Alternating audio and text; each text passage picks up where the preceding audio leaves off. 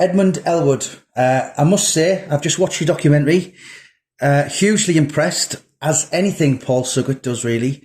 I did a documentary of him a couple of years back, Lee Duffy. Can I just ask you, by the way, a lot of people have, because I've mentioned that I'm going to be coming over today to see you, a lot of people say to me, did he know Duffy? Did he know Duffy? So that's the first question. Well, the first question I can answer, we got myself and my partner, Denny Hoyle, got the Kurt Levington Country Club because of all the nonsense Duffy was creating at the time. Yeah. So we said we would take the Kurt Levington on and we would stop him coming in. Mm-hmm. And then 4 weeks after that, he got stabbed. Yeah. Yeah, so the documentary, I mean, it's got to be something exceptional these days to grab my attention. You know, I've got a full-time job. I work, I still write books.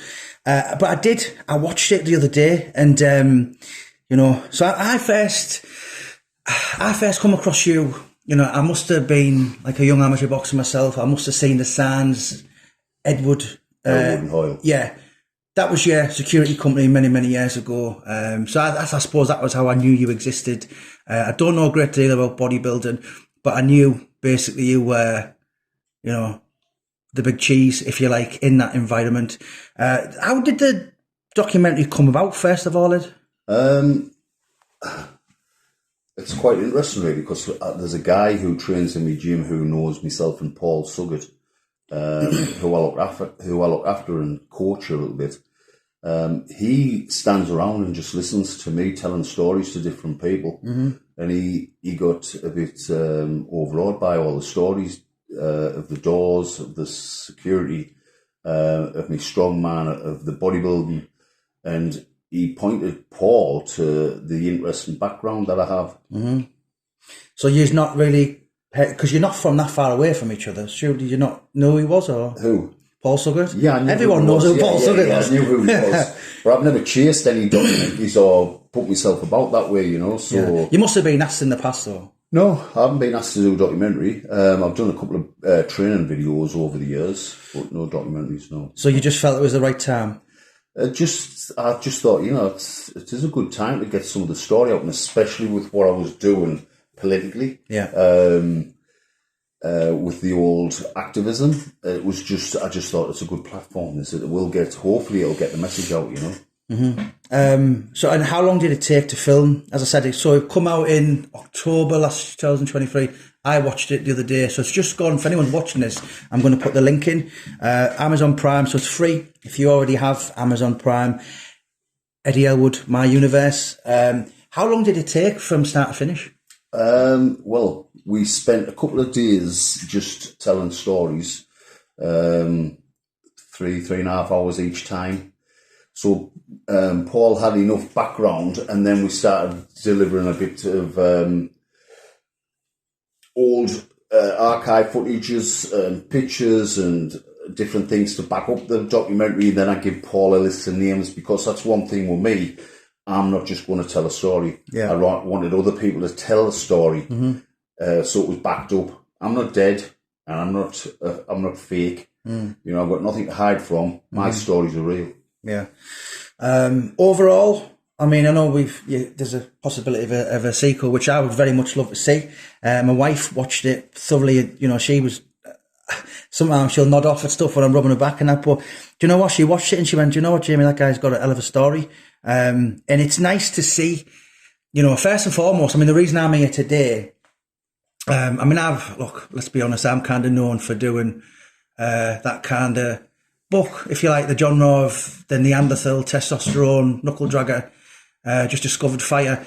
But what really? So I'm not trying to say that. Yeah, but what's impressed me with you is you are, and the reason I'm here is you were a professional athlete. Yeah. From early days, my dad coached me in boxing. So from 7-year-old, he'd get on his knees and put the gloves on with me as a kid, you know, and taught me how to use the fundamentals of boxing. I've got my medical card at the age of 12 and carried on boxing through till the age of 19. So I was into training from an early age, so it was in my blood. But you started the weightlifting late, really, didn't you? Because, you know, some like Schwarzenegger started so young and... Yeah, I started at the age of 19, and it was only to help me boxing. Because I boxed a guy, which is it's shown on the documentary, called Manny Burgo in the ABA area finals. Yeah. And Manny just beat me on a split decision, and I was only light heavyweight. I was basically £2 over the limit, because when I gone to weigh in for the light heavyweights, I was £2 over and only had 20 minutes before weighing ended. And my coach had just boxed heavyweight. And I gave Manny too much body weight away, so I decided to come away from that and put some weight on through the off season, because obviously May, June, July, August, September, and then you come back in October for the boxing season starting again. So I'll put some body weight on, become a proper heavyweight. Pugilism is something probably I know a great deal about. I've did a few boxing books, Dominic Negus, I've got junior weights coming out. I've been obsessed with boxing 30 odd years. I used to box with my face, that's about it. But you know what? It's something that I study, and how much was that of a big influence when you were young? A lot. It taught me a lot of discipline. A lot of discipline.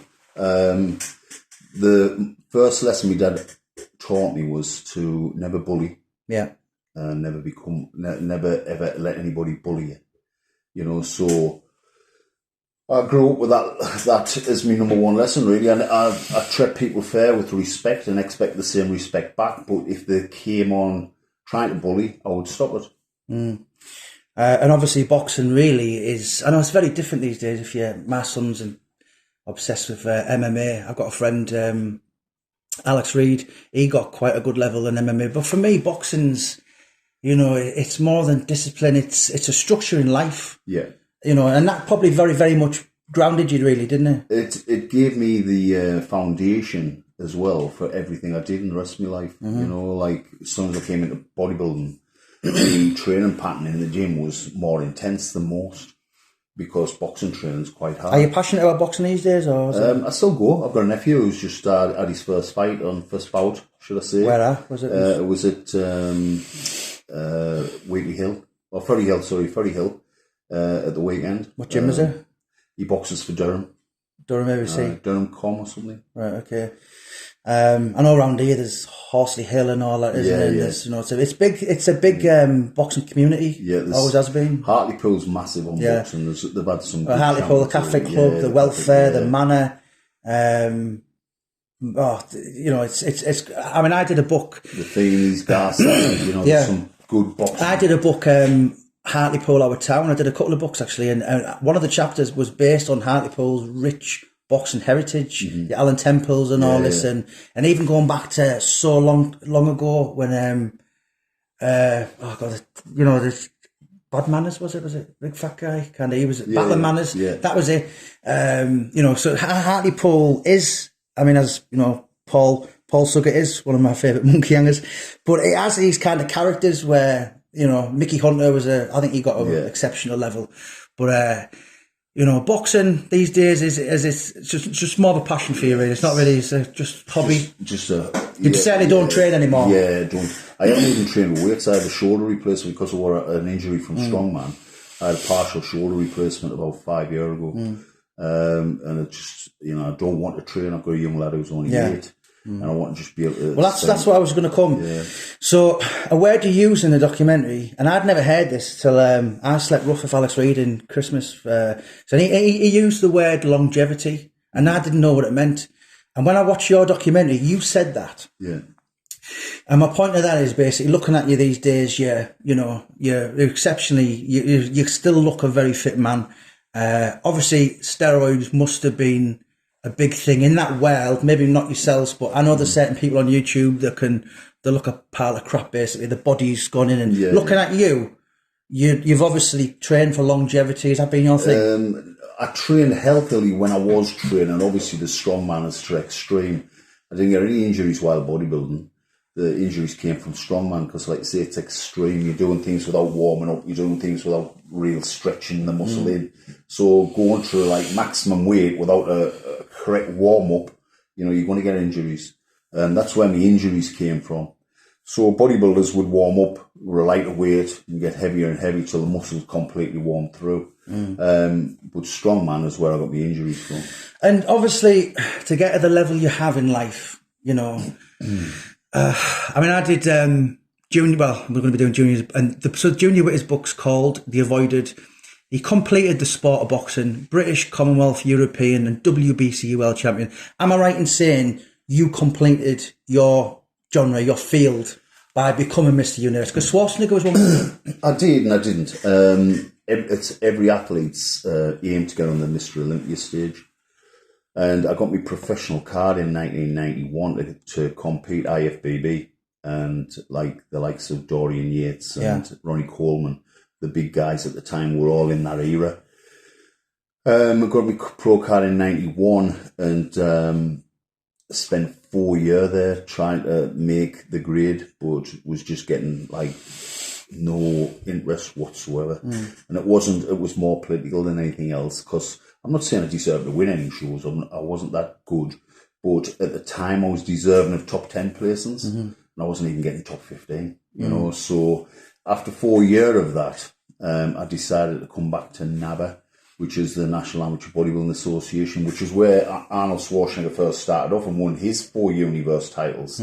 So I thought I'll go back there. So you won one more than him? I won, yeah. See, people don't realise that. I certainly didn't realise. That is. There's four people won 4 Mr. Universe titles off the trot. And Arnold's one of them. He won 2 amateurs, then 2 professionals. I think 68, 69, 70 and 71, if I'm not mistaken, somewhere around that time.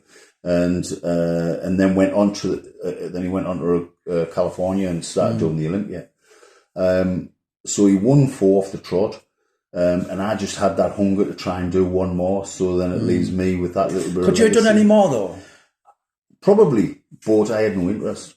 You know, after 5, I had no interest because there was no real money there or anything, and it was taking a lot of time out of family, out every. How long? Life. You know, on a year, right? So you've got this competition once a year. It's a full year's training. Yeah. It's a full year's training. You've got to commit yourself for a full year from finishing 1 year to the. Not to the 10 months year. A year. Just no. I constantly. People wonder why I was so good, because I lived a lifestyle. You know, I lived a constant lifestyle all the years I was bodybuilding. I didn't have time off. I didn't go partying. So what did you do to let your hair down? What was your vice? I didn't. Did you drink? No, I didn't drink. Not one pint? No, I didn't. Not a glass of wine? Now and again I would have a drink, like I had to wet the baby's head or something like that, or Christmas time I might have a couple of ciders, but I wasn't a drinker. No, I didn't go out drinking. Yeah, and obviously, you know, I mean, how, you know, I've got to ask, maybe it might be a bit uncomfortable, but how, obviously these days, steroids or whatever, drugs are a massive thing. I was talking to Alex, lady was telling me about Conor McGregor, and how huge he is, and the growth hormones and all that. Was that something that, to get to your level, you had to do? 100%. Anybody who tells you it isn't is lying. You know, like, but it was something I didn't want to have to do, but had to do to keep myself in with the rest of them. You know, so if you want to keep yourself in a level playing field, you've got to do what everybody else is doing, and that's where it is at the moment. Yeah, it's. I mean, Roy Keane come out something the week, and he said, you know, I used to go out and drink 10 pints, but he said it was fine because all my professionals were doing the same. These days, it's different. So, would you have got to the level? You know, let's be honest, Mother Nature, whatever these herbal. I mean, you know, would you have got to that level of just boiled eggs, pasta, rice, training, living like a monk, but without the things that you can get a good standard, but that would just the anabolics, the chemicals, just finish it off. You know, just give you that finishing touch. You couldn't get the maturity muscle without and the mass of muscle. You're pissing against the wind, basically. Yeah. You're not pissing against the wind, because some people are naturally have more hormone than others, which is another, like, you could say it's not fair. Like, you produce more testosterone than me, but that's just his genetics. So by taking a little bit of testosterone and put yourself up with the rest of the people that have got more testosterone is not necessarily cheating, is it? You know? Yeah. And I've got to ask this, because obviously, you know, you're a big fella, you can box. In that world, I suppose, you know, back in the days of bloody Sonny Liston, the mafia attached themselves. Have you had people in life try to attach themselves to you and, oh, well, Eddy's huge and maybe we can kind of use his name and all that? I think, yes, and I've been a bit naive to it all, you know. Because you actually aren't in that world, never have been, have you? So I've been very naive to it all, and there's just been little things over the years, and I've looked back and I've thought, something I was used back then. Yeah. For nothing as well. I was just getting doorman's wages, so... and I run clubs for the likes of the Wilkies and Hartlepool, and I run all their clubs, and for minimal door rate, where other people were getting protection money for doing nothing. You know what I mean? And I was keeping their clubs clean, where other people were getting protection money for doing nothing. And I was thinking, like, how does that work? When I was doing the brunt of it, really. And obviously people's names. I mean, what I've watched about with you in the last, couple of weeks is you're professional. You come across very articulate, elegant, and you speak good. So you're not someone who needs to sit on YouTube and bully people. I don't need to think about my stories. Yeah. The stories are in my head, they're true, they're fact. And they can be checked up. And they can be checked up on. Like I said in the documentary, there's plenty of people there that were there at the time. I'm not dead like Duffy. I can tell you that I know a lot of them stories is made up. Yeah. You know what I mean? And people have attached themselves to the story to big themselves up. Yeah. That's just the way the world is. But my story's a real story, and nobody can argue with it. I don't need to embellish them because they're interesting enough. Yeah, so obviously you were a professional athlete, but for people who don't realise the way it works, it's not a job. What you did, it was for the love of it. It was a passion. It was your ambition. It was a drive. It was incredible what you did, but you needed a job. So am I right in saying you have kind of got yourself you've built an empire on security? I did. I mean, I'm not doing any security anymore, but in the years where I did do security, it was because of my abilities. So such as being able to use my hands, but being able to control myself in the correct manner. Being strong enough to put people out without using my hands, and being able to treat people with respect. Yeah. So I run a lot of doors over the years, and I've run a lot of clean doors over the years, and I've done a lot of good work over the years for a lot. How many men at one time did you have under your control? Myself and Denny had over 150 men at one time at our peak. Right, and obviously, Eddy Ellwood, Mr. Professional, nice guy, but some of them people would have been bad eggs. How did you deal with it? Right, I'm going to give you a little story about one of them bad eggs. Well, I'm not naive enough to think that all my door staff are like me. Yeah. A lot of them are going to take whatever they can get. The women and they're going to take whatever they can get because they're that selfish. And they're not bothered about they're not respecting me and what they're doing. Yeah. They will sell drugs on the door. I'm not that stupid to think that they wouldn't. But if there's a small percentage of them doormen, say 10% of them doormen are doing something wrong, that's 15 out of 150. Yeah. You know what I mean? So I know that there's a percentage of my door staff that are doing drugs and doing other stuff, but it's unbeknownst to me. But it's the diabolical liberty really got towards you. What does go wrong when people see them door staff selling drugs, it gets associated with me because they're working for me. But it had nothing at all to do with me. One of my door staff, a manager had rang us to say, your door staff's tried to sell us cocaine on the door. And I went, never. I said, when? And he said, just tonight. I says, definitely, he's tried to sell you cocaine. He says, 100% he tried to sell us cocaine. I went, right, leave it with us. I'll come across on Friday. So I rang my partner and told him, I said, one of our door staff's apparently been trying to sell cocaine. I says, let me deal with it. Let me deal with it, because he's quite hot-headed. Right? He's got little dog syndrome. He's quite hot-headed, and so he gets there. And I says, the manager, where's he at? He says, oh, he's over there. So I went over to him. I said, right. I says, we need a word out the back. And he walked out the back, casual, calm, and he was wearing a pair of glasses. And I says, right, take your glasses off. And he still didn't click why he was taking his glasses off. So he took his glasses off, put them on the side, and then it hit him. I slapped him because I knew if I didn't do something, my partner would have been all over him. So I slapped him, knocked him out, and I took all his clothes off, barring his underpants. We were out the back near a fire exit, took all his clothes off, barring his underpants, and I put him out on the middle of the street in the middle of winter. It was an empty street, and And I did that to humiliate them, to get word around the rest. Yeah, as a deterrent, to get word around the rest of the door staff that they're going to get humiliated if they're caught selling drugs. I walked over to the manager, give him his clothes. I said, right, once I've gone, give him his boots and his clothes back. I went outside, he'd gone. To this day, I don't know what happened to him. But that went round like wildfire. That he didn't get a good hiding, he just got humiliated. And obviously there must have been far more kind of stories like that of ecstasy and doors and... Over the years, we've had a lot of, like the Blue Monkey in Norton, when we first took that on. I knew what it was about. Am I wrong for taking a club on that I know is full of drugs, or am I right for just protecting the people that's coming through the doors and making it safe for them in that club? To me, I earn a living, and I was offered a job on that door, the Blue Monkey. Is that the 90s? In the 90s, and I was at my biggest at the time, probably 22.5 stone, solid, you know. And the Robs that had the club at the time, the club was getting run by, I want to mention the names actually, Brian Cockrell and Ernie Buick. Yeah. And the management at the time were all running the club. And while one of them was in jail, one of the Robs was in jail, apparently, this is what I'm getting told, this is what I got told, is that they took over the whole door and decided to split the takings of that door 3 ways. The Robs who were running that club said, that's not happening.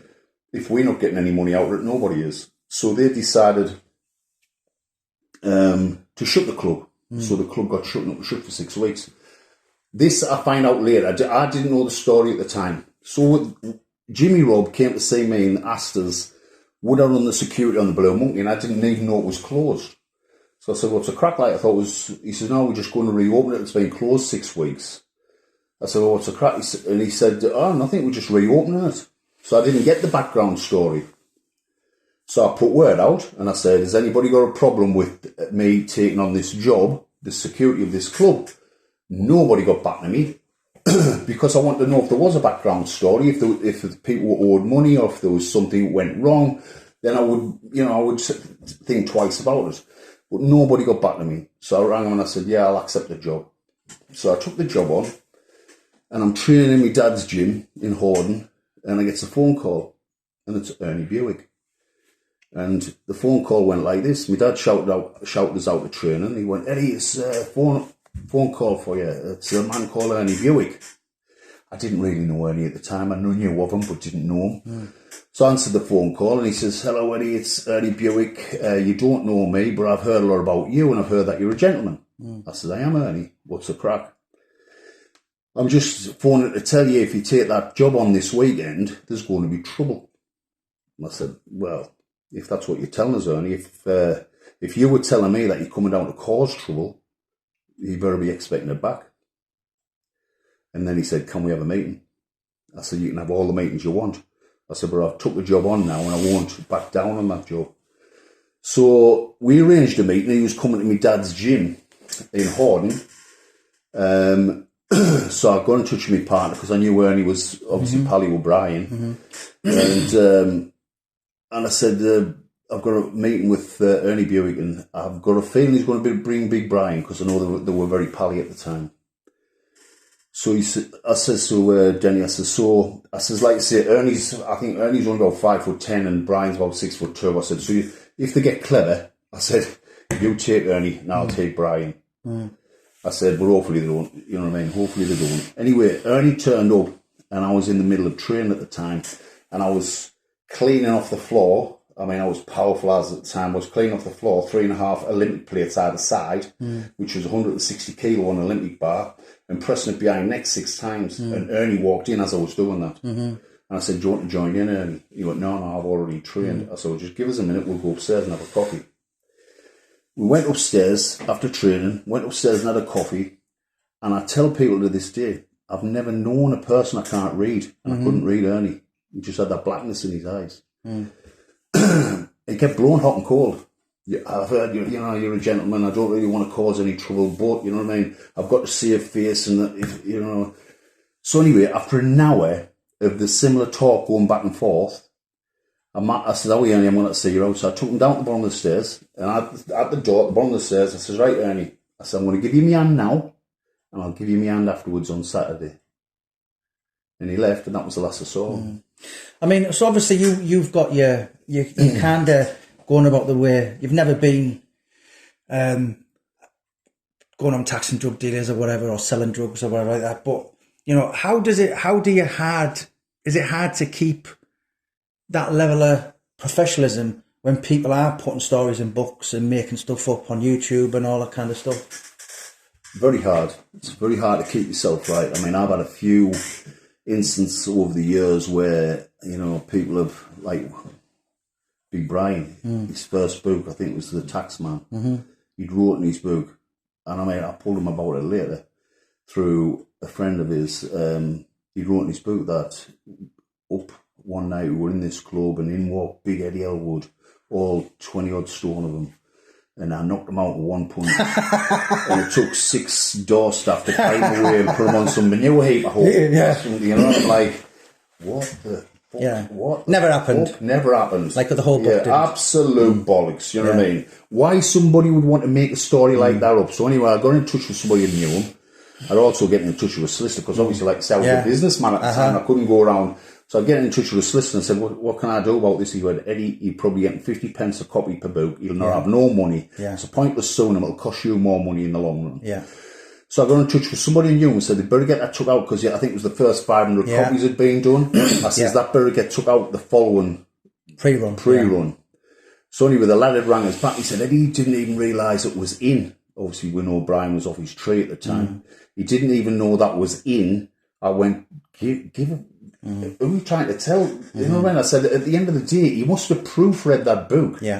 You've got to proofread a book before it goes to print. Or it's got to come out of his mouth. Yeah, or it's got to have come out of his mouth. So that was absolute bollocks. So anyway, cut a long story short, I'm in my old gym in Hartlepool. Anyway, he said he apologised for it, and he said he would get it took out. And I think obviously it was took out. So, cut a long story short, I'm in my old gym in Hartlepool, in Brenda Road, and at that time I knew all the drug dealers. Not all the drug dealers, I knew the drug dealers and kept them at arm's length. I didn't want to be in their field, I didn't want them encroaching me. Keep out my fucking way and I'll keep out yours. And they knew how to keep out my way, because they knew the reputations could have been done overnight. So a drug dealer from my local village had been getting put onto by Brian and taxed for a lot of money. So he'd come to see us, and he said, Eddie says, I'm getting put onto by Brian Cockrell. He says, can you help us out? I went, I have nothing to do with drugs. Nothing whatsoever to do with drugs. So I said, I'd say a no to that. He says, but he's had $8,000 off us. He's had he's taxed us for a vehicle. So I think we were talking about 16 grand. He wanted another $8,000 off him or something. And I was like, parasite. What? I says, give him a putting up. I said, he won't come back to your door if you know what I mean, if you do something right. So all right for you to say, but you were 22 stone and you know what I mean? I said, right. I says, listen. He says, he says, I'm worried he takes the jet ski next and I'm half shares with it with your brother. I went, you've got a jet ski with my brother? He said, yeah, I've got half shares with the jet ski. So he put tools in my way there. I said, right, leave that with me. I said, I'll use that as me in to be able to talk to them, to tell them to leave you alone, because, you know what I mean? So anyway, that morning I think it was a Sunday. I'd closed my gym at 2:00 in the afternoon. I drove straight from my gym. I'd already talked them 2 hours previous. Drove straight from my gym down to Ingleby Barwick. And I parked just outside Ingleby Barwick, and I rang, a friend of Brian's. And I said, I want you to go around. I said, do you live far from Brian? He went, no, just 5 minutes. I said, I want you to go around his house and tell him I'm waiting here on the road into Ingleby Barwick. And if he doesn't leave this lad alone, I said, we're going to have to be getting it done. right? This lad had offered us a lot of money to do this, a lot of money for a simple phone call. So, and that's what obviously spurred us on to do it. So anyway, I drove down and I was waiting there. I says, go and do it. There's so much money was involved.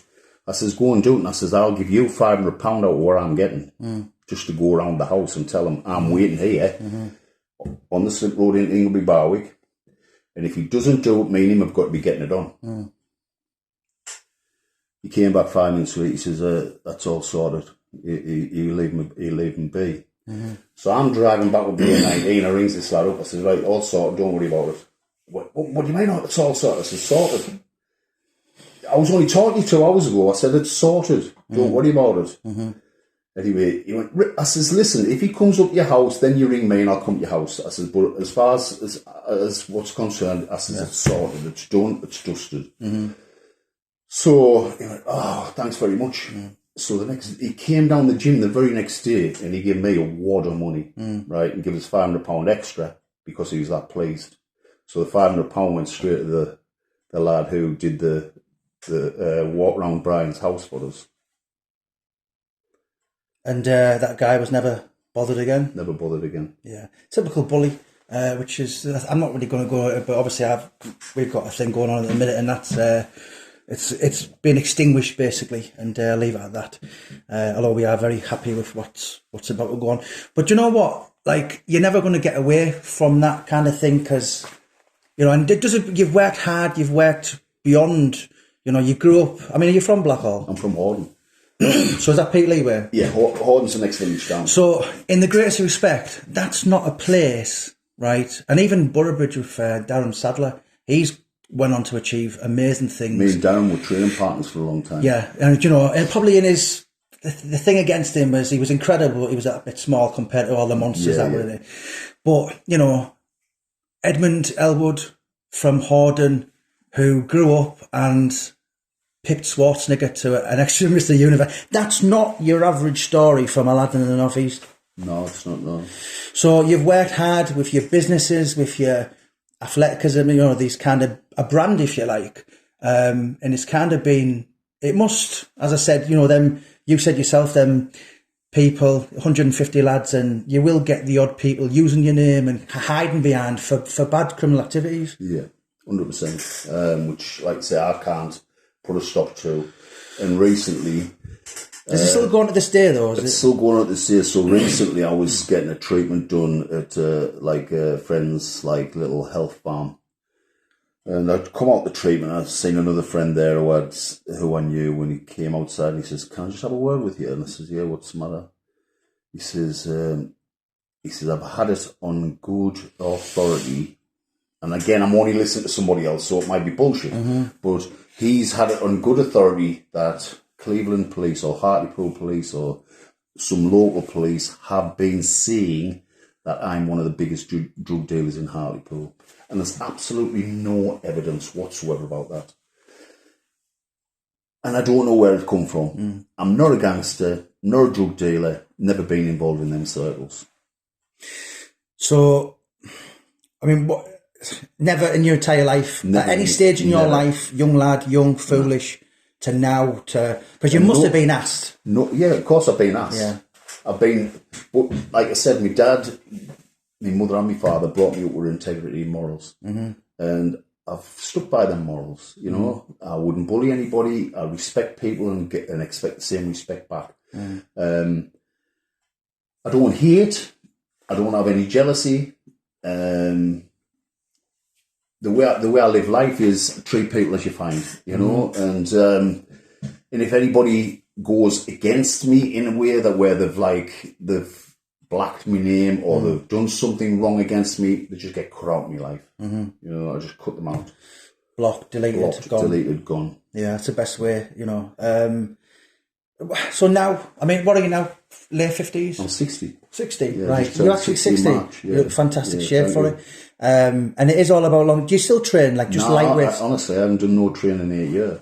Really? Not one day? No. Not a jogging, not a walk? Or Yeah, I've done a little bit of cardio because every now and again I get this thing in my head where I should do something just to keep fit.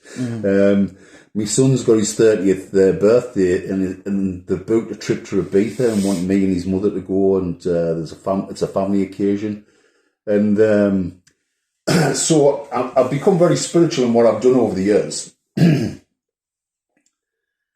And they'll take the piss out of me because obviously I've got a fat belly now, and I did not compete or do bodybuilding for that reason. I did it for a sport, you know. And when I was finished with it, the only way I can describe it is like football. When he's finished with his football, if there's no more goals to score, I don't want to play. You know what I mean? There was nothing else to win. There was nothing else to do. I treated it as a sport, you know, and I just backed off. And I just thought, well, I've done what I've done, and spiritually, it's not about the external. It's not about what you... Did you ever let yourself go, though, where you just went, you know what, go get me some ice cream, get me a palm? I do that all the time. Do you? Yeah, right. So... I mean, not when I was competing, but now, I do it all the time. Yeah. It's not about the external. It's not about the strength what I created in my physical strength or my physical appearance. It's about what's happening inside. And that's where I get my strength from. So, 2024... what's, you know, to be honest, your documentary's growing. I dare say, you know, you're on this crest of a wave, which you are going to interest people. My wife's never been interested in any weightlifters. She watched a full thing the other day. Jamie, you've got a good book at him. Do you know what I mean? And it's like, what are you about today then? You know, you're literally, so you're your granddad now then, are you? No, I'm not a granddad. So you're not pipe slippers, whippets, paper under your arm? No, not at all. Like I said, I had a son to a girl that I saw who was 20 years younger than me. We had a relationship which went south. And now I've got a young son who's only 8-year-old. 8? Yeah, wow. And he's priority. So that's keeping you young, really, isn't it? Keeps us fit.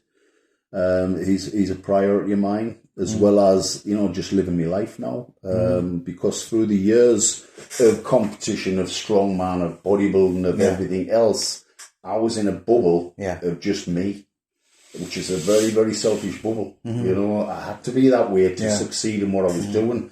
But when I've come out of that bubble, I realise there's a lot more to life than just... Yeah. So what's Eddy Ellwood's vices? You know, because everyone needs a vice, whether it's dogging, swinging, cross-dressing. You need a vice in life, right? I'm not talking about my vice, just apart from my vices. What do you do in life where you think, you know what, I'm going to get on and do that this weekend? And I haven't really got a vice. I like helping people. I like... so you're very kind of community spirited? I like to put bit back. I'm going to give you an exclusive. Go on. When I was competing in 1991, sorry, when I was going for my professional car, my first go at getting a professional car was in 1989. And I just missed out of a third. They only give one pro car out every year. I mean, they give them out like confetti now. But one pro card was given out every year. So it meant something. It was something to achieve. I had to come back in 1990, where I got second, but I messed up my diet. And I punished myself a lot for messing my diet up that year because it knocked us out another year. So I had to come back in 1991. I've never chased synthetic highs or been a drinker. In 1991, 6 weeks out, I think it was, from the championships, I'm in good shape, but I don't want to make the mistakes I made the year previous. I get a phone call off a guy from the southeast who says, Eddie, have you tried this new drug? And I said, no, what is it? He says, it's anti-catabolic. Well, anti-catabolic means stops your muscle from breaking down, okay? And at the time, it wasn't like Facebook and YouTube and everything else, so you couldn't just Google something and find out what it was. So I said, he says, just stops your muscle from breaking down your last 4 or 5 weeks when you had your nitty-gritty with your diet. I went, oh, that sounds good. I went, send us a box up. So he sent us a box up. And it came in a neatly packed professional pharmaceutical company by DuPont, actually. 10 clear vials. And it was called Nubian. And at the time, I didn't know enough about it. So I rang him back. I says, right, it's a ride. What do I do? He says, right, take a shot before training and a shot before bed. So, right, okay. Snap the top off, take a shot. I goes down to the gym and I'm all over the place. I'm like dizzy, I'm nauseous, I'm like really dangerous. So I rings him back. I said, I didn't like that. I said, what's the crap with that like? He said, how much did you take? I says, a shot, like you said. He said, what, the full 2 ml vial? I said, well, that's what you said, a shot. He went, no. He says, wonder it didn't knock you out. And I said, again, it didn't twig, right? So I thought I'll take the 0.5 ml before bed, and I took the 0.5 ml before bed. And the bedtime when you're dieting is the time when you're hungry and your belly's rumbling and you just want to like get to sleep. You just want the ease to get to sleep. And taking that 0.5 ml, that was the worst thing I ever did. Took that 0.5 ml that night, and all I can tell you is it made me. The first thing that came to mind was, oh, what a nice warm feeling. This is how people who smoke cannabis must feel. Because I didn't know nothing about drugs at the time. So anyway, I took that and I carried on doing the 0.5 ml, morning, night. Started to wear off a bit, so I started doing 0.5 ml morning, midday and night. Just like with like an insulin diabetic needle, you know, it's like, so I'm thinking like, but again, not even triggering that to something addictive. And getting towards the show, I was doing a full meal morning, full meal night. Really? And still thinking, once the show's done, I'll be able to start eating properly again. I can put that aside. It's only replacing the food. Finished the competition. Within 6 hours of stopping it, I was like, irritable, properly irritable. And I was like, fuck, so I'm going to need some more to wean myself off. It's obviously an addictive drug. Yeah. So I rang him back. I said, can you send me some more? I'm going to have to wean myself off. But I'd just get me pro card in the November. I had my first professional show to do, which was the Arnold Classic in the February. So to do the Arnold Classic in the February, I didn't have any time where I could take off training to even go through what, like, to go through coming off. Yeah. You know what I mean? So I just thought, oh, fuck it, just carry on. You can afford it. It's not costing you a lot of money. Just carry on doing it. So I carried on doing it, but as the show came on, I was thinking like, but how do I get it up? I put it in a vitamin B12 bottle. So I put it in a vitamin B12 bottle and I shipped it across in my toiletries. Come back, then I had the Chicago Invitational, I had the Niagara Falls show, I had the New York Night, the Champions, I had the Dutch Grand Prix, the French Grand Prix, the English Grand Prix, all in 1 year. I couldn't get off. I was on for 2 years. 2 years I was addicted to a drug that I only got off because my wife found it in the bedroom. Right. And she graded all over the bedroom with it, you know what I mean? And it started draining. Obviously, So you took that every day for 2 years? Nearly, every day for 2 years. So I was addicted to a drug for 2 years. You never said that to anyone? Yeah, my family and some family. I'm doing It's it not public because knowledge. I'm doing it because I help people with addiction now. Yeah. You know what I mean? My brother's been a crack addict. I understand addiction. Okay. So I came off, I sweat the bed back and forth, 4 lots of pillars, for 4 days off the trot. It was horrible. And I thought, I'm never going to go through that again. Yeah. And I went through a bad time 2 years later, and I popped the little devil on my shoulder. You know, you can get through this, just take a little bit of that stuff again, but just take 0.5 ml. You'll be able to control it. And I did. Yeah. And I got out of control again. So I understand now that I'm not in control of something that has an addiction, that I have an addiction to. It went round the bodybuilding and the strength community and sports actually like a pandemic, right? There was bodybuilders all over the country that were hooked and athletes hooked and couldn't get off. And when it eventually dried up, they didn't have the strength to come off. They went and looked for other things like heroin and cocaine. So was it opium based? Or it was opium and opiate. Right. So at the end of all that, when it did dry up, I thought, fuck that and whatever. Yeah. You know what I mean? Jamie Lee, the actress Jamie Lee Curtis, she was addicted exactly more or less opium based like that. And it's the biggest addiction in Middlesbrough, prescription drugs. Yeah. So on the way in here, I've just seen so one of my second books. Can I just finish my story? Yeah, sorry, go on, sorry. So I did that, and I've been trying to help my brother through addiction. You know, Is this a recent? this is recent, and I've been involved with a lot of the addict community, and I find them very, very, the ones that are recovering are very, very,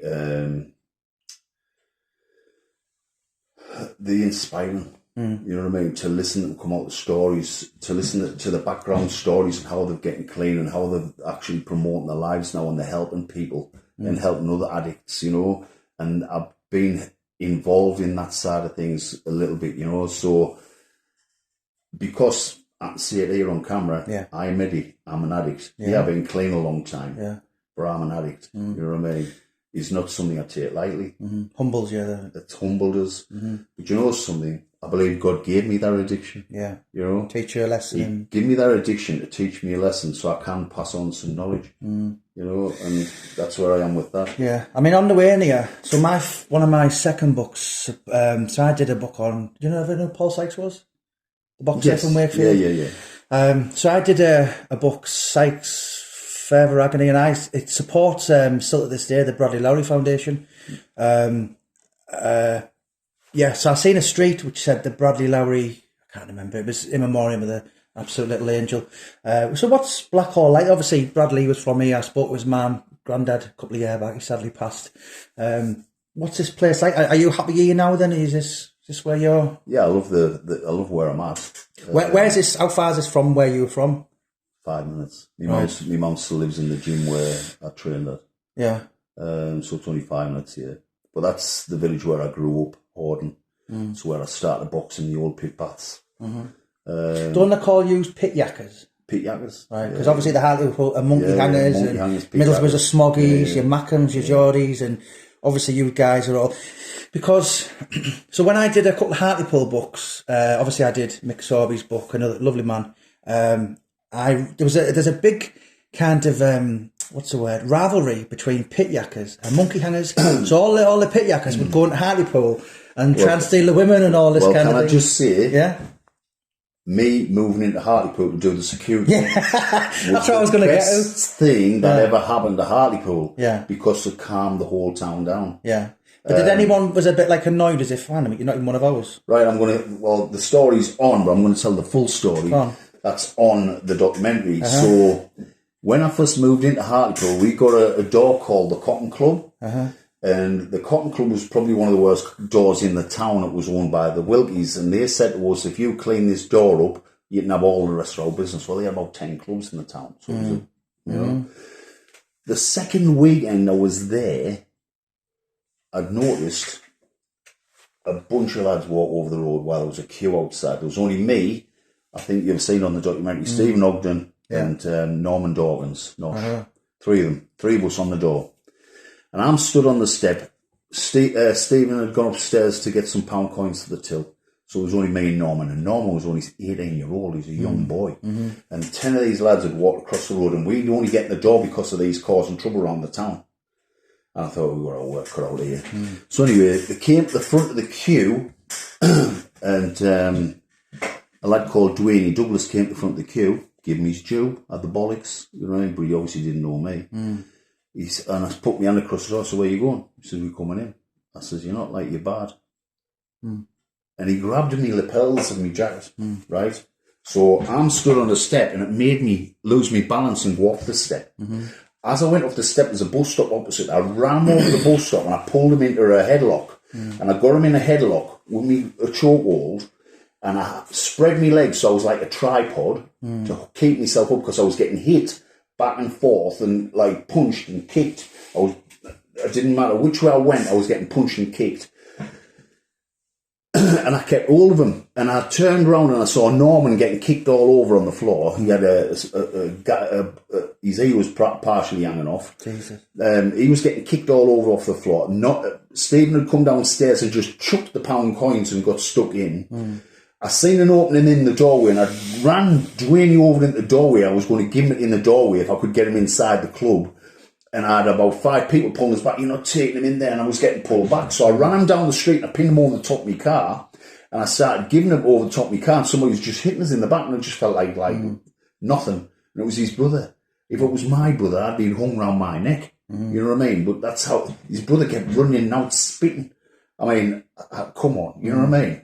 Cowards, proper cowards. So the police came within no time, and Dwayne tried to shake my hands because he knew I had the better of him. You know what I mean? Even though there was that many of them, I had the better of him, and he knew the strength that I had over him.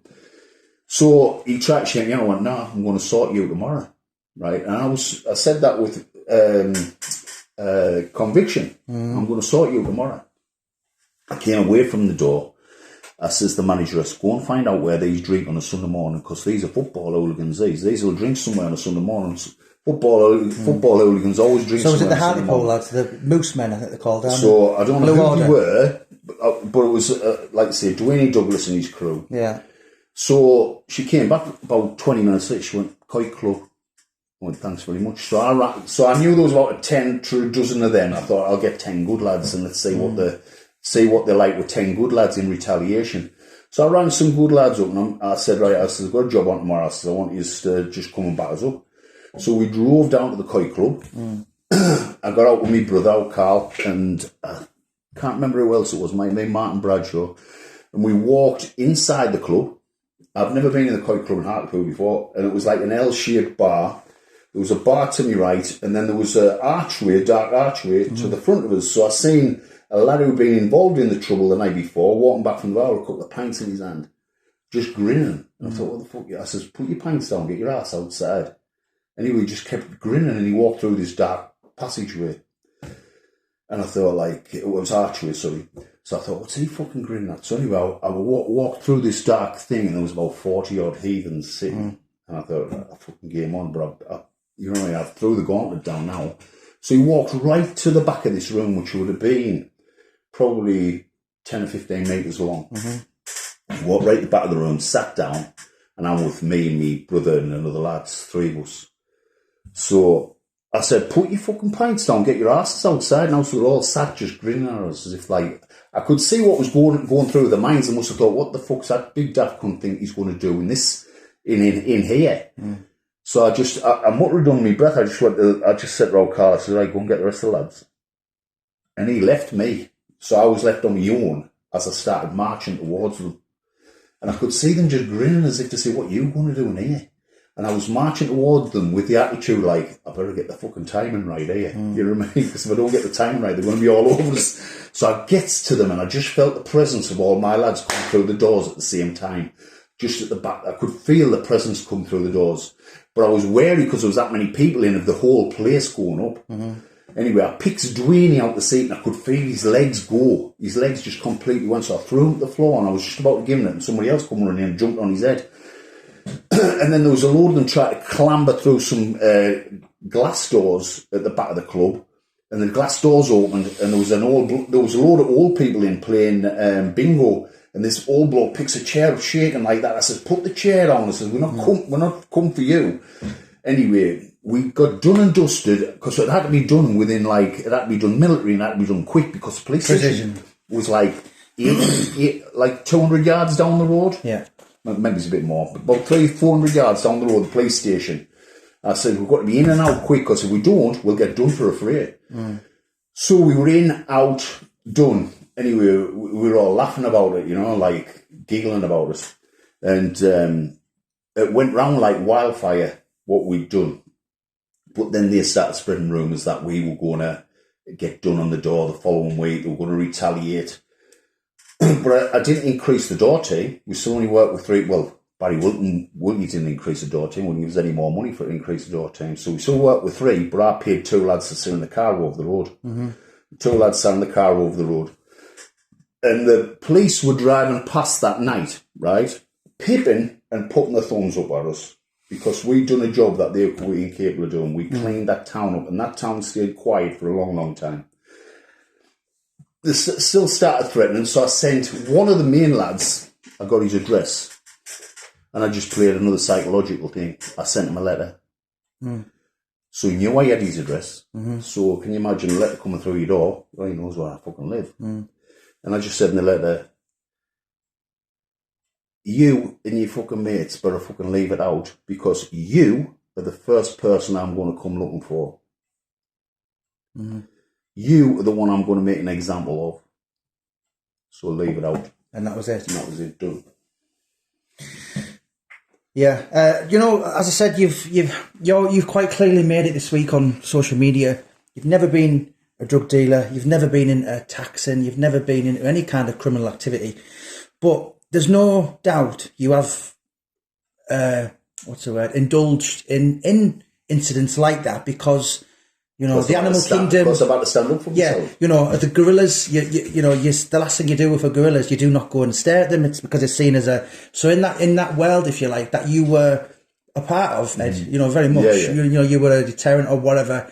You still. And was there a lot of incidents of violence over the years? And because please and thank you. Just Al Capone said, you know, please and thank you doesn't always cut the mustard.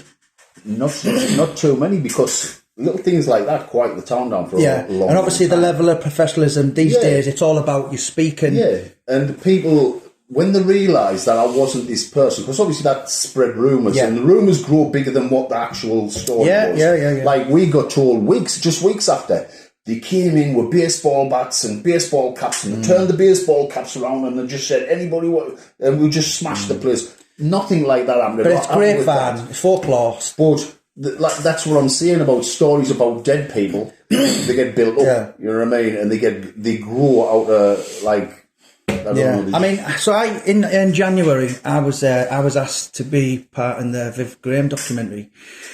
From a North East true crime, obviously I did 3 books on Duffy, I did 2 documentaries.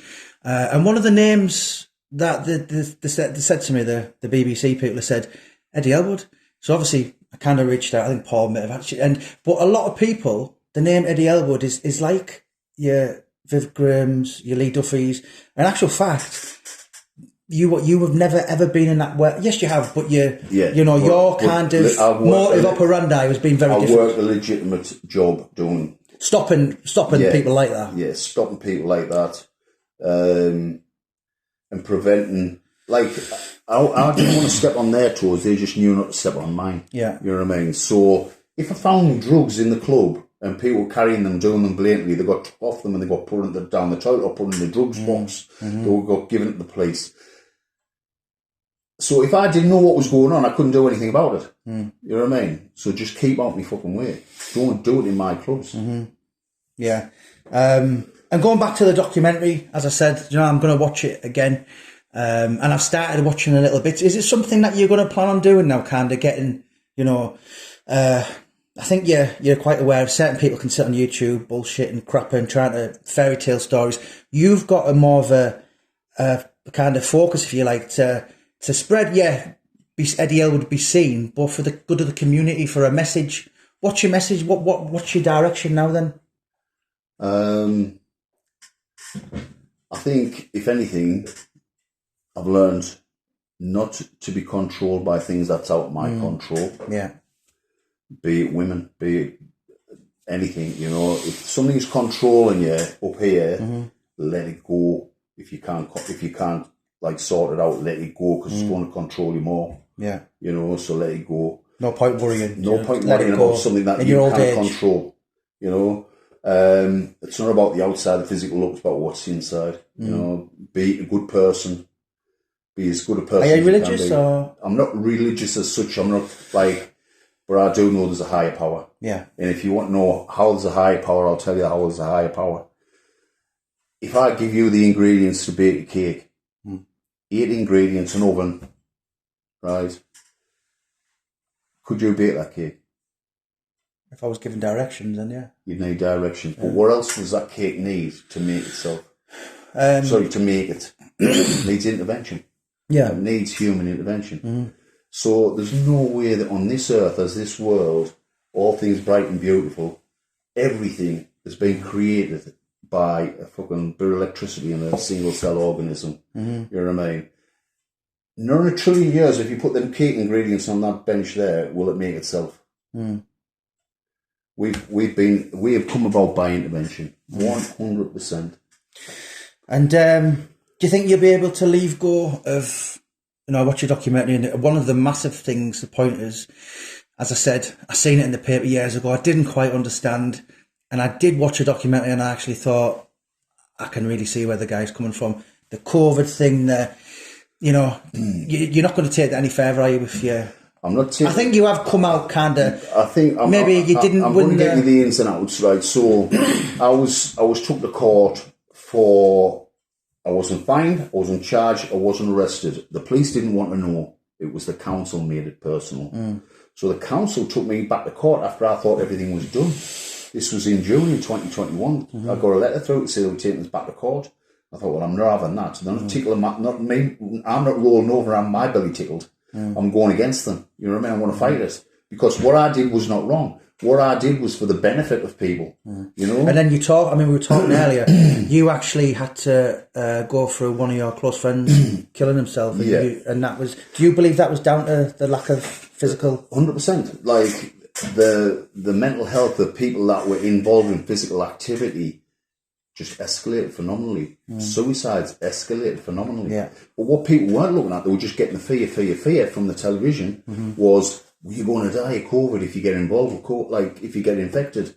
But what they weren't telling you... Did you ever catch COVID? No. But what they weren't telling you is who were dying of COVID. So I looked up on the Office of National Statistics, and the majority of people dying of COVID were over 80 with other health conditions. 20.5% of all deaths were over 90. When you looked at under 65s, even the Sun newspaper done an article, there was only 365 people died of COVID under 65 by the end of 2021. So you look at that and you think, because all the others were with other comorbidities, they had other things wrong with them. And you look at that and I'm thinking, like, how many people died of suicide in this time? Yeah. And under 40, there was like 52 deaths on the NHS statistics. It was when I was doing at my peak, there was only 52 people that died of COVID under age 40. I did a mean age test of people coming in my gym, and it was an average of 33.4. So the average age coming in the gym to protest against lockdowns was 33.4. They were all healthy. Nobody got injured or died of anything what I did. I didn't break the law. You know what I mean? But to break law, you've got to have committed harm, suffering, or loss. You know what I mean? To somebody, and nobody did. Nobody claimed that. I was took to court.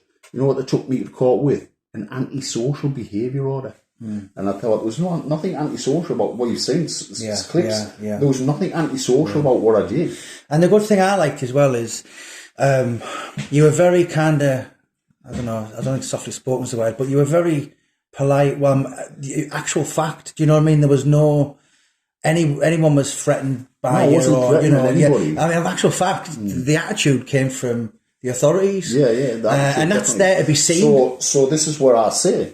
So they came to intimidate. Yeah. They came with intent. And you recorded it. And I recorded it. Yeah. None of them produced their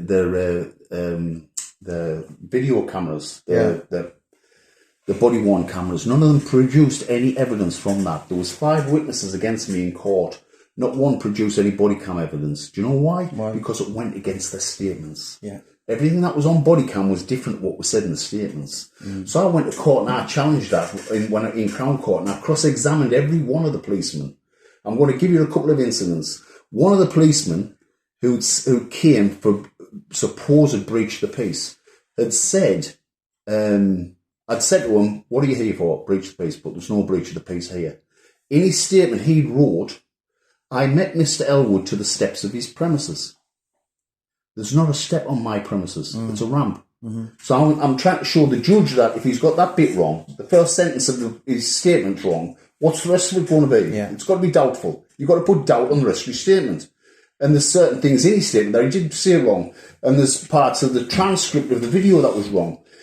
Another one, PC Swift, a female officer, she'd been sent, I know for a fact she'd been sent to Ryler's A female officer thinking, oh, that'll rile him. You know, I just well, you've seen on the video, I just went, no more talking, I'm going back inside. Yeah, I mean, so I interviewed a couple of, I interviewed the chief of West Yorkshire Police on about another book, Paul Sykes, and what they used to do is send a 5-foot woman to Paul Sykes instead of, it was military position, it was, and then that's obviously what they've done with you, because I want to talk about the documentary, I want to finish off with the documentary, Ed.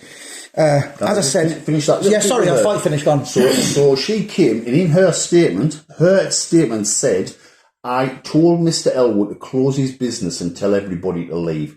And the last paragraph of her statement said, once again, I told Mr. Ellwood to close his business and tell everybody to leave. And because he didn't do so, he has a complete disregard for COVID and a complete disrespect for the police. So I'm cross-examining her. And I said to her, PC Swift, can I turn you to the evidence, which is the transcript from the video that was taken between myself and yourself? I said, can you read through that transcript, please, and tell me where you told me to close my business and tell everybody to leave? She says, I did. I said, read the transcript. And I sat back while her and the judge read the transcript. Not one word was said in there. And after she finished, I could see she was uncomfortable. And I said, well, words came out of her mouth, well, I thought I did. Right. I smashed that court case. They went against me because they didn't want to be humiliated. So really, it's the best route out for them, isn't it, to kind of... Well, now that I've got 94 grand on my head now, which I'm fighting with common law. Right. And that's not going away. You're going to fight that hasn't that? Gone away, but I'm fighting with common law. Yeah. And that's to be continued. That's to be continued. Yeah. So the documentary, I mean, I actually would like to see a sequel. I mean, you know, is that any plans for that? Because you have so much going on in your life. That depends, really. I mean, the actual documentary, there's a lot of people twisted that they weren't in, or that this wasn't, you know, that wasn't. What's the feedback been like from you? It's been very, very good. Everybody's remarked on how they've enjoyed it and how they didn't realise this, that, and the other, just like yourself. They didn't realise that many different aspects, or they didn't realise that about COVID, or they didn't realise, you know, there's a lot of things thought-provoking, powerful. It's thought-provoking. And so I think if it did get the interest, it might still do, that documentary could be spun out over 6 episodes and increased in you know, because there's so many stories that were missed. Yeah. And there's so much colour to add to it that it could be 6 episodes. Yeah, absolutely. And it's a lengthy one. I think it's 1 hour. 3 hours. It's 3 hours? No, 1 hour, 2 hours. 44 minutes, I think it is. All right. As I said, you know, anyone who, I'm going to put the link in the bio, anyone who's got Amazon Prime, click on it, you can watch it. As I said, I really struggled to watch anything, but I did. And, you know, it really got my attention. And I learnt a bit about you, because in my head, you know, maybe this sounds a bit bad, but you were like a Lee Duffy or a Viv Graham. I didn't really know any, do you know what I mean? Obviously, I grew up North East for most of my life, and you were a name. I seen your security thing. You know, you don't need to read the small print to look what you are in the tin. You know, big guy, powerfully built, boxing skills. But in actual fact, deep down, you know, you do a lot for the community. And I think maybe, as it's fair to say, maybe even you probably be a bit humble to admit this, but a lot of people kind of depend on you for advice and where to go. You know, your brother being one, and so as I said, you know, one of the last couple of questions is, what's the aim now? Then where's Eddy Ellwood going? I told you I had that therapy the other day, which was just a relaxation thing. Yeah. And I feel as though the message that came across to me in that relaxation therapy was that I can't take everybody else's pain. Yeah. So particularly now, we're born to experience life on this planet. Yeah. And our souls are put into a different avatar. We're all different avatars. Our souls are in different avatars, experience life on the planet. We don't get it right, we come back and do it again. Mm-hmm. And that's what I believe. And I'm doing my best to get it right this time, because I don't want to come back.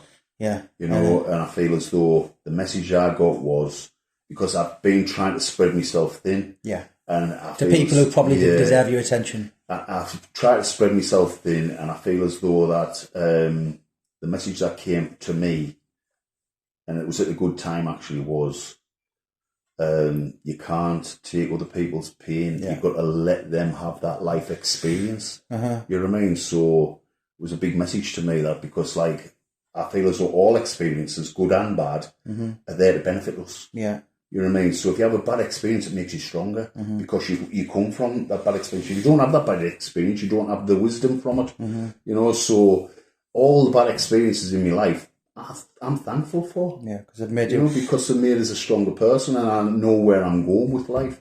And I feel as though that, like I said, I don't want to get it wrong this time. I want to get it right. I don't want to come back here. Yeah. I'm going to give you the last word, Ed. So, you know, I'm in this channel, we're kicking on for 11,000. I'm going to share the absolute shit out of it. For anyone watching this, I'm going to put your links in. I know you're on social media, if that's okay with you, and you're very approachable, friendly, not the grizzly bear that some people could think. No. What's the message? Are people okay to reach out to you or anything? Yeah, just reach out. Anybody got an addiction problem, there's help out there. Yeah. And you know firsthand. And I know firsthand. And there is some good help out there. So, Eddie, it's been an absolute pleasure, sir. As I said, I've got one or two books to do this year, but if you ever kind of want to sit down with me, and I would love to read, you know, even though I would actually just love to read your story. You know, as I said, everything can be checked up on with you. You know, I'm doing Junior Witter's book now, and everything could be checked, you know, Box Rec, all these websites, and you're very much like that. You know what I mean? Everything's been documented. Last question from me. Does Arnie know he's been outdone by a lad from Horden? Probably. Yeah. Have you been in a film as well? Yes, Fifth Element. Right. I spent 6 weeks in Pinewood in London, right, doing that film, and I was coming home on a weekend telling my own family about it and excited about it. And when it was all cut down, I was only on like a split second and a half or something. Really? Yeah. The DJ that's on the like comes down the aisle in a big theatre, shouts, "There's Roy Von Bacon," and slaps me hand, and that's it. Good, done and dusted. And very, very last question. Any regrets? Hindsight, looking back now. No regrets. You know, like I say, life's for a learning curve, and it's just for living, really. I don't believe in, you know, come here, you're here for a short time, or here for a good time, not a long time. I don't believe in that saying, because, like you say, if you get it wrong, you come back and do it again. And I believe this is hell on earth. You know, this is not. We come here to learn, and we come here to experience what is hell, I think. Yeah. You know, but it's what we make of it while we're here. You know, we are here for a short time. It's a blink of an eye. Yeah, you see how time goes by. I've witnessed like the past 30 years disappear. Yeah. You are here for a short time, a blink of an eye.